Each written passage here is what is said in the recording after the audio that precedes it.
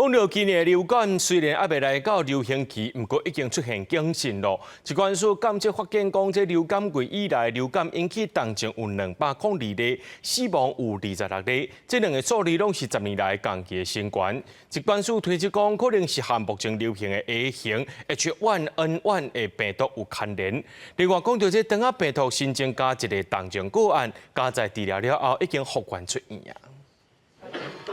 今年流感疫情是来甲正凶，疾管署监测发现讲，这个流感季对10月以来流感并发重症加起来有202例，死亡有26例，拢创10年以来同期的新高。其中较少年的死亡个案是中部40多岁的女性，本身有着过癌，出现无法度喘气去看医生的时阵，已经双病肺炎，住院第7天不治死亡。经过检验了后，发现讲，伊感染的是致死率较高的 A 型 H1N1 流感病毒。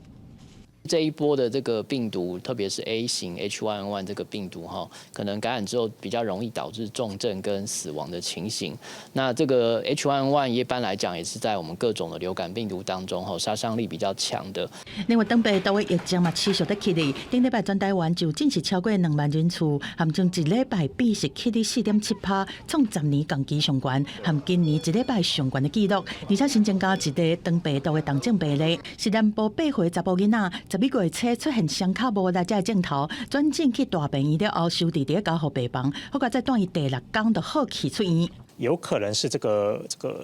同班同学的这个部分，也有可能这个社区的这个无症状的感染者的这一些接触啊，或者是飞沫的传染，都有可能是这个感染的来源。疾管署讲，东北都疫情的高原期会持续到11月中下旬，一礼拜就诊的高峰会起哩到2.2万人次，按怎爱到12月底才会脱离流行期，但速度来流感疫情就过来，会伫12月入来到流行期，若天气变冷，嘛无排除时间的提前。这个月底专家会议会讨论讲，敢要看疫情的状况，提前扩大流感公费抗病毒药的使用。记者综合报道。